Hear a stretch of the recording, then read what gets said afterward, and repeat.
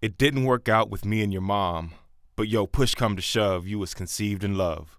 Will Smith from Just the Two of Us. If you had told me my night would go like this, being outbulled by not one but two 6-year-olds, I would have never believed you. But here I was, Bomani Armah, in the middle of a suburban Maryland bowling alley. 4-year-old birthday parties crescendo into "How old are you?" to our right.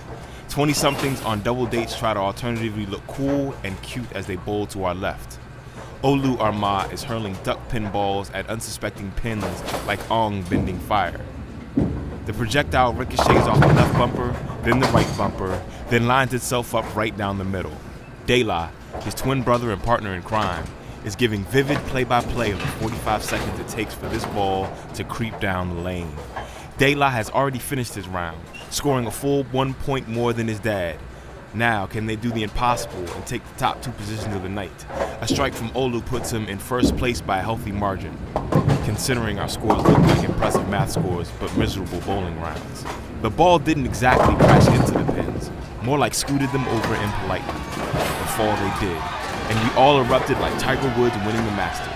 The 20-somethings flirting to our left, and the gang of pre-Ks and their parents on our right roared and high-fived Olu. As the noise quieted and Dela rushed to reset the game, his mother Eshe Armah hands me a drink. "You suck at this," she says through a laugh. "Yet somehow I'm still 11 points better than you," I snicker back. Cheers. On to the next round. I am fortunate because this is what single parenting looks like at least every other month for me.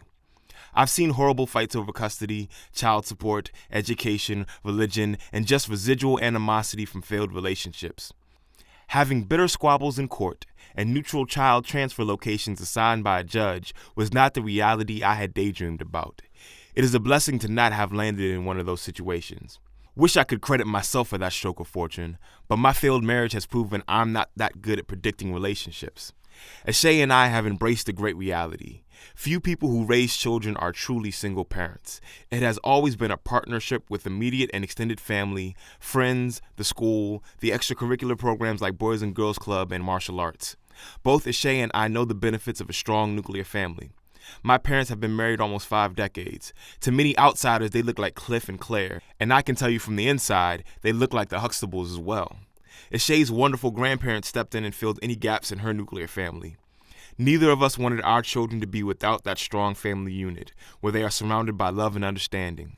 Our children don't benefit from us fighting. They don't gain anything from being told you get that from your mother, or hearing information about their parent that is too grown and too judgmental for a child. That's why I am glad we have reconciled our relationship and put a conscious effort and a few prayers into keeping it that way. The most important step that I made in being a single parent is reconciling my relationship with Eshe. This is different than reconciling our love or our romance. Underneath everything, we had a relationship that created an environment so healthy that at one point we thought it would be a great idea to raise children in it. It hurts my heart that my sons can't come running to me on nights they have tales of their latest nightmare. I'm nervous about the disadvantages my sons might have in their mom and I not sharing a room, and being able to discuss, debate, and work out strategy for them in the wee hours of the morning.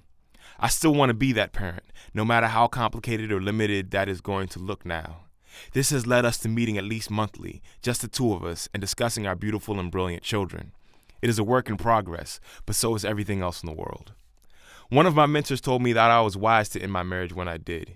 He had stayed in a relationship for the kids and ended up robbing everyone involved of valuable time they could have been truly happy in themselves.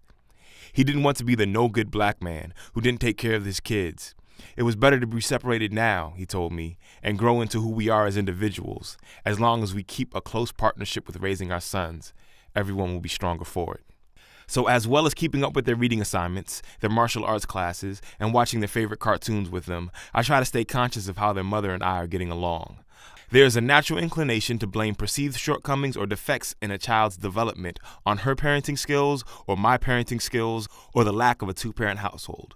Another breakthrough for me was just realizing that children are weird, and they develop at a pace that has no regard for schedule or expectations. Learning to recognize and embrace the inconvenience of being a single parent has also been an important lesson. As far as sacrifices go, this is nothing. My children are a blessing and not a burden. For me, they are a conscious choice I made. They did not ask to be here or cause a rift between their mother and I. I can afford to live a really good life without spending money and leisure time as if I was single. Part of me doesn't even miss going out on Friday night with my for real single friends. When it comes down to it, I'm in a committed relationship with 2 wonderful 6-year-olds and their mom.